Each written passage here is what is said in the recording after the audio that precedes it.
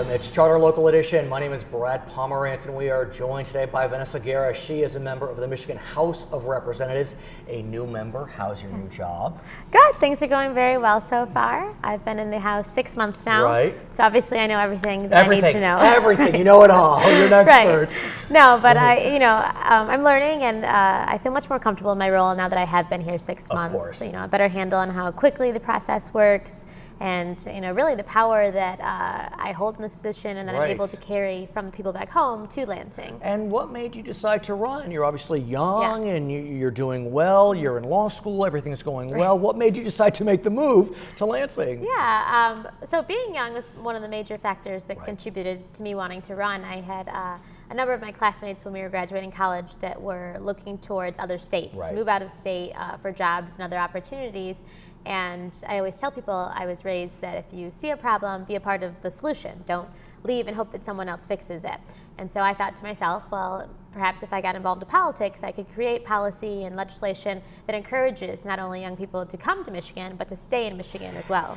And let's talk about one very big problem that needs a solution. Yeah. That is the roads here in this great state of Michigan. Right. As you know, the voters were less than generous when it came to Proposition 1, largest defeat of an initiative since the state constitution of 1963, which was a bit surprising, one could argue, but here you are. Yes. The House has passed a plan, the Senate's looking at a plan. Talk to us a bit about the House plan, which is looking to raise up to $1 billion a year by 2019. Right. Truly, I was disappointed in the House plan that the House Republicans put out. I think that this is going to take a number of different pieces of legislation to make a whole plan, obviously. But there are parts of their plan that I really disapproved of. One of them was the elimination of the Earned Income Tax Credit, which largely goes to families. They're working poor families. So these are people that are working, they are contributing, doing all that they can to be a contributing individual to our community. And this little money that they get at the end of the year for their taxes, that helps them, it goes a long way. Even if it's only $200 to $300, that's a car payment, that's clothes for their kids. What your friends on the Republican side of the aisle are saying about this is, well, there's a federal EITC, we're just eliminating the state EITC. Right. Well, even with the elimination, it was estimated that the state would save $117 million, which is a drop in the bucket compared to the $2 billion that we need for roads. And to me, we're sending a message that says that we're going to pay for our roads off the backs of the working poor. Instead of telling them that we want to build roads and make them better for you, we're saying we're going to use you in order to make our roads better. What I also thought was interesting was, as part of the Republican plan, they were looking at, or they still are looking at, putting fees on drivers that select hybrids and electric vehicles. Right. Now, I understand the policy in that when you drive an electric or a hybrid, not as much gas, so not as much fuel tax. But is it sending a dual message when we're trying to encourage energy efficiency and independence in your mind? Absolutely, and I think especially for Michigan, us being the motor state and having the vault here in Michigan, it does send that it's kind of a double-edged sword. I understand the policy argument behind it, but at the same time, are we stifling innovation by telling people that if they do choose to drive these hybrids and these energy-efficient vehicles, that it's still going to cost you more, even though we're building these cars, right here in Michigan, and we're employing Michigan workers. And so is that going to affect the production of those types of cars if we're a state that says that if you drive that car, you will be punished by paying more in fees? I want to talk more about Prop 1 and kind of what we learned as part of it. As Prop 1 was marching towards defeat, there were polls coming out. And one poll that I found fascinating was a poll that indicated voters were opposed to Prop 1, but by the same margin, they would support a sales tax, a dedicated sales tax that just went to transportation. So increased sales tax from 6 to 7%, that's it, no questions, we're done. What do you make of that, and could that be the solution? Yeah, absolutely. I mean, I would always say that I was an unenthusiastic supporter of Prop 1. because I completely understood, my constituents were reaching out to me saying, we're not completely opposed to a tax increase if it went just to roads. Right. But because all of these other parts and all of the ad campaigning, talked about how it's going to schools and public safety, people didn't feel as though it was going towards roads, and so that's why they voted against it. Was that the problem? It was too much of a potpourri? Yeah.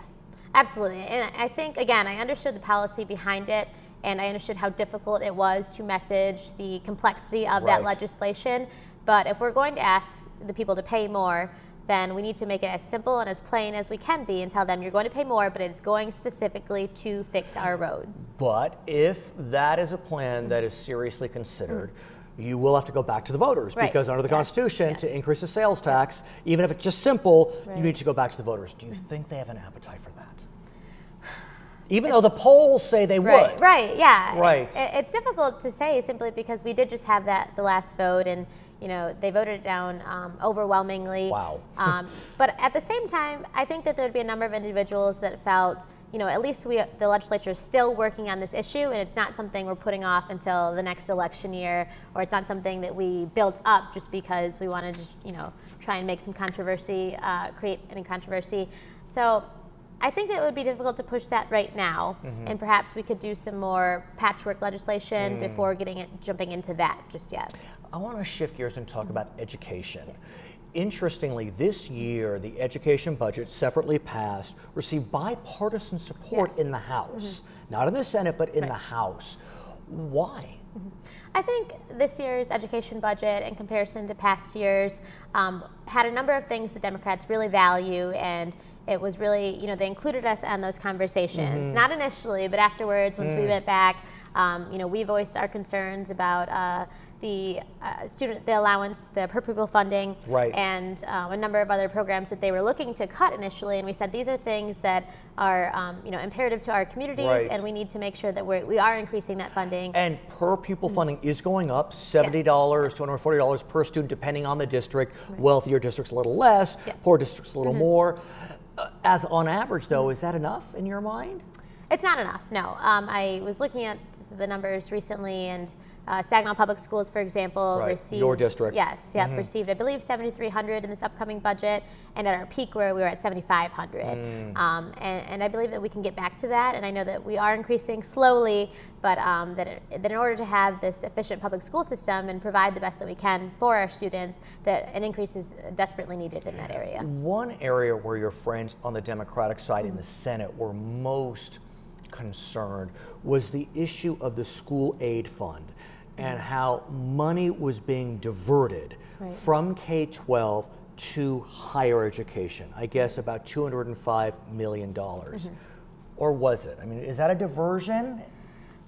Right. That's the question? That's as much as I obviously support our higher education, institutions of higher education, and I want to make sure that the state is funding them, because when we do fund them properly, then that burden is not placed on the students in the form of tuition increases and the amount of loans that they're taking out. But we can't even get them to that higher education level if we're not providing them a quality education through the K through 12 system to begin with. And so I think it is a little bit, maybe we focus on the K through 12 right now, and we build that up as much as we can because it needs our help desperately. But why is it the House Democrats were willing to kind of take a pass and still vote, whereas the Senate Democrats were really zeroed in on this issue and saying, we can't vote for this budget because of this diversion? I think it's easier for the House because we have smaller districts. So, for example, all of the communities in my district, they fared fairly well with this new budget. But the senators have larger districts, and some of their districts may not have done so well, might not have gotten as much funding as they wanted, and they have to represent their districts, which I completely understand, and I think they're doing exactly what they should be doing, and that makes sense. Her name is Vanessa Guerra. She is a member of the Michigan State House of Representatives in this beautiful building right now. We're in Lansing, by the way, in the state capitol. My name is Brad Pomeritz. I want to thank you so much for joining us.